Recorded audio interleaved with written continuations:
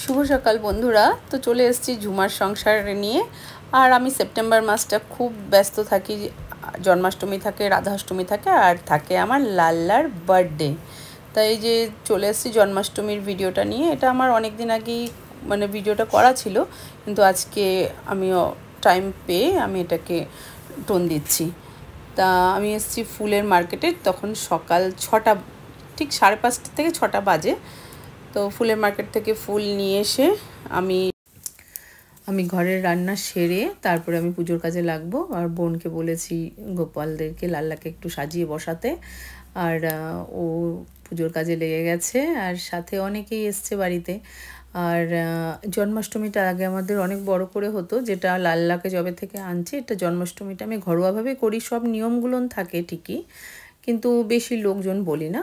আমার মা, কাকিমা, কাকি আর নিজেদের পরিচিতর মধ্যে কয়েকজনকে নিয়ে, বন্ধুবান্ধবদের নিয়েই আমি জন্মাষ্টমীটা পালন করি। আর আমার বোন এই লাল্লার কাজে লেগে গেছে, ওদেরকে সাজাচ্ছে। আর আমি আন্টিকেও বলেছি, আন্টি কিছু ফুল নিয়ে এসেছিলো, আন্টিকে বলেছি মায়ের জায়গাটা একটু সাজাতে। আমার মা বসে আছে।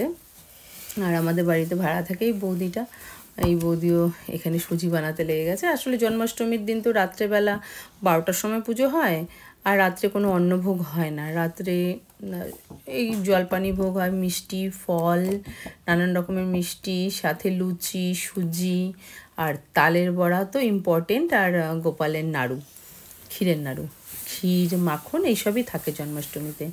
আর সবাই বসে গল্প করছে। সবার প্রায় জোগাড়যন্ত্র আধা কমপ্লিটই হয়ে গেছে, যে সবাই বসে আছে যে ঠিক 12টা বাজার অপেক্ষায়। আর গিনিদি কিছু পদ্মের মালা নিয়ে বসছে, পদ্মের মালা বানাচ্ছে,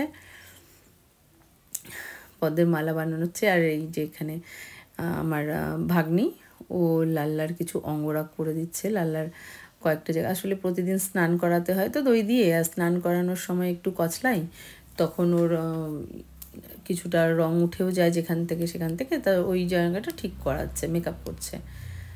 তা রাধারানী, রাধা মাধব আর গোপু, লাল্লা সবাইকে একটা গামলার মধ্যে বসানো হয়েছে স্নানের জন্য। আর চলুন দেখে নেওয়া যাক স্নানের আগে আমরা কি কি করি।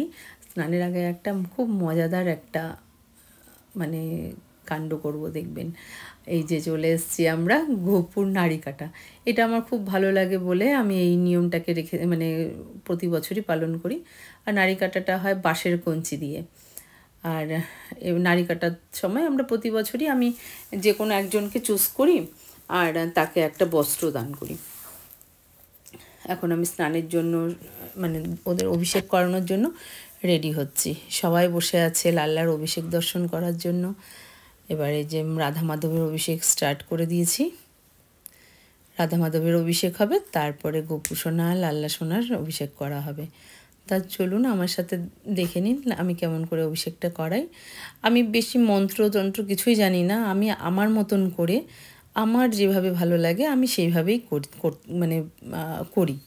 তাতে আমি জানি না আমি কতটা ঠিক করছি কি কতটা ভুল করছি। আমার ভাবটা থাকে মা সন্তানের মতন, আমি মা আর ওরা আমার সন্তান। তাতে আমার মনে হয় যেন ভগবানের সাথে এই সম্পর্কটা থাকাটাই সবথেকে শ্রেয়। তা সবাইকে একে একে আমি অভিষেক করাবো। আর অভিষেকে থাকে হচ্ছে ঘি, দুধ, গঙ্গা জল, 7 নদীর জল, মানে থাকে হচ্ছে সাথে বেল মানে তুলসী পাতা, তারপর 5 রকমের ফলের রস, এইসব দিয়ে স্নান করাচ্ছি। আর আমার মেয়েটাকে আমি খুব মিস করি এইসব কাজে, ও আমাকে খুব হেল্প করতো। তা আমার দিদির মেয়ে হেল্প করছে। তা ও তো যেহেতু বাইরে থাকে, তা এখন ওদেরকে আমি একে একে সব রকমের নিয়মগুলো দিয়ে আমি স্নান করাবো। তা আসুন চলুন আমার সাথে লাল্লা গোপালের অভিষেক দর্শন করুন।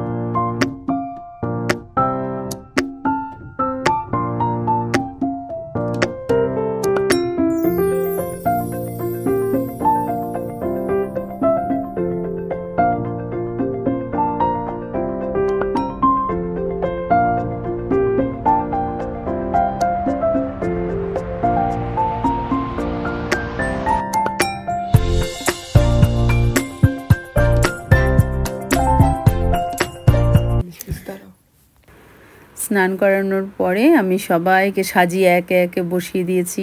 আর সত্যি কথা বলতে ক্যামেরার মধ্যে অত সুন্দর আসে না, কিন্তু সামনে থেকে এত সুন্দর লাগছে যেন চোখ দুটো জুড়িয়ে গেল, চোখই সরাতে পারি না আমি। মাঝে মাঝে মনে হয় যেন আমার লাল্লার আমারই নজর লাগবে। তাই যে পুজোর সব জোগাড় সেরে নিয়েছি, পুজোর জোগাড় সেরে নিয়ে এই যে এখন চলো পুজোটা সেরে নিই। আমি আরতি সারছি একে একে, আরতিগুলো করে আমি ওদের ভোগ নিবেদন করব। আর ভোগ নিবেদন করার পরে আমি যতক্ষণ না আমি নিজে হাতে ওদের খাওয়াই ততক্ষণ আমি শান্তি পাই না। আমি প্রতিদিনই আমি নিজে হাতে ওদের খাইয়ে মুখ মুছে দিই, ততক্ষণে আমার শান্তি হয়। তা আমি আজকেও তাই করব। তারপরে সাথে ওই কৃষ্ণের অষ্টশত শতনামটা পড়ে নেব, নিয়ে সবাই আমরা পরে প্রসাদ পাবো। এবার ওদেরকে শুইয়ে দিয়েছি, দেখুন একে একে সবাই শুয়ে আছে, কি সুন্দর লাগছে। তাই এই মুহূর্তটাও আমি ক্যামেরা বন্দি করে নিলাম। শুভরাত্রি, কালকে দেখা হবে।